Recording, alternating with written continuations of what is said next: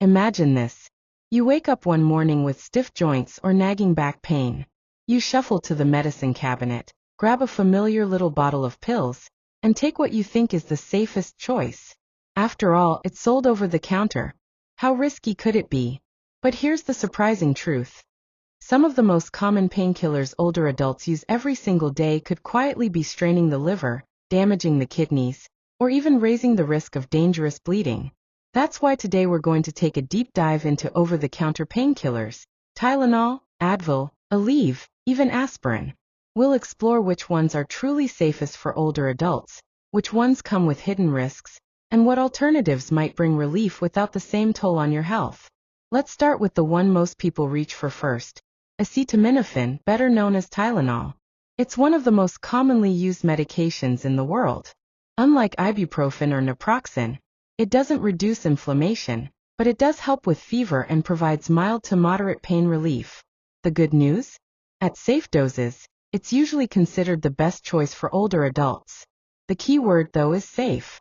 That means no more than about 3,000 milligrams per day if you're taking it regularly, and ideally closer to 2,000 milligrams if you have any liver concerns. Why the caution? Because your liver has to process every single milligram. Too much, whether all at once or spread out day after day, can overwhelm the liver and cause damage. What many people don't realize is that acetaminophen hides inside all kinds of combination medications. Cold and flu remedies, prescription pain pills, even nighttime sleep aids. Add them all up, and it's surprisingly easy to exceed the safe limit without noticing. Have you ever checked the label on your cold medicine to see if it contains acetaminophen? Now let's compare that to ibuprofen, brand names like Advil and Motrin, or naproxen, better known as Aleve. These belong to a family called NSAIDs, or nonsteroidal anti-inflammatory drugs. Unlike Tylenol, NSAIDs reduce inflammation, so they can be more effective for arthritis and joint pain. But here's the catch. For older adults, they carry a long list of risks. NSAIDs can irritate the stomach lining, leading to ulcers or internal bleeding. They can interfere with kidney function, and even raise blood pressure. They can cause fluid retention, worsening swelling or heart failure in vulnerable people. And research has shown they slightly increase the risk of heart attack and stroke. These aren't rare side effects.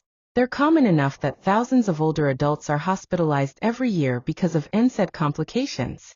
To give you a real example, a man in his 70s once told his doctor that he was taking an NSAID daily for arthritis pain. He had never been warned about the risks. Just weeks later, he ended up hospitalized with a serious intestinal bleed linked to the medication. Stories like this happen more often than you'd think.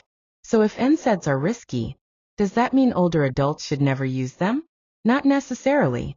Occasional use for a short pain flare can be okay, but using them daily for ongoing arthritis or chronic pain is much riskier. That's why experts often recommend reserving them for short-term relief, or switching to safer alternatives, like topical forms. And here's a tip many people don't know. Topical NSAIDs, like diclofenac gel, sold as Voltaren or in generic versions, deliver medication right where you apply it with far fewer effects on the rest of the body. For aching knees or sore hands, they can provide targeted relief without the same risks as daily oral NSAIDs. Now what about aspirin?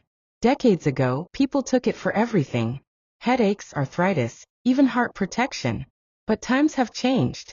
Today, aspirin is no longer recommended for everyday pain relief, and even the once common advice to take a baby aspirin to prevent heart attacks has been reversed for most older adults.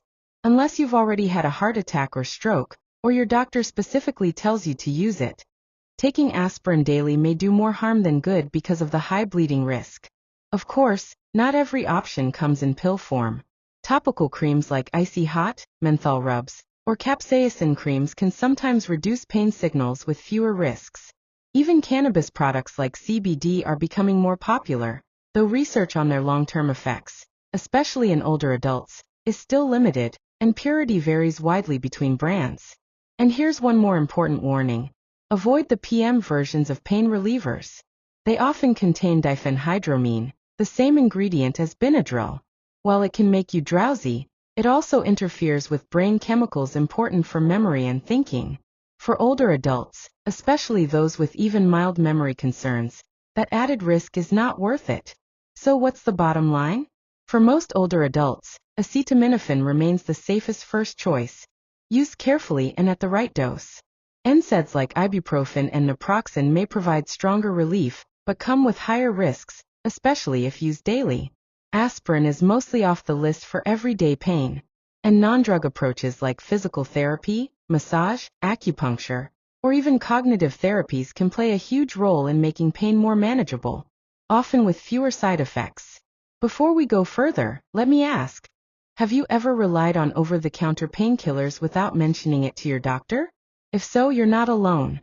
Many people assume that because something is sold without a prescription, it's automatically safe. But your doctor needs to know, especially if you're using NSAIDs often. The combination of medications, health conditions, and age-related changes makes it crucial to treat these simple painkillers with real caution. If you're finding this helpful so far, this is a perfect time to subscribe to The Healthy Body. It helps more people like you discover safe, practical tips for aging well, and it lets us keep bringing you the information that matters most for your health. So let's recap before we wrap up. Acetaminophen is safest for most older adults, but only at the right dose and with attention to hidden sources.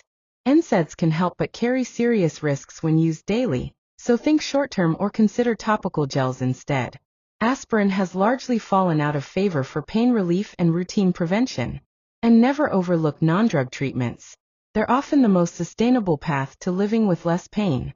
Thank you for spending this time with me. I'm Dr. Alex, and this is The Healthy Body. Remember, the safest choice is always the one made with full knowledge, and with your doctor's guidance. Take care of your body, keep asking questions, and I'll see you in the next video.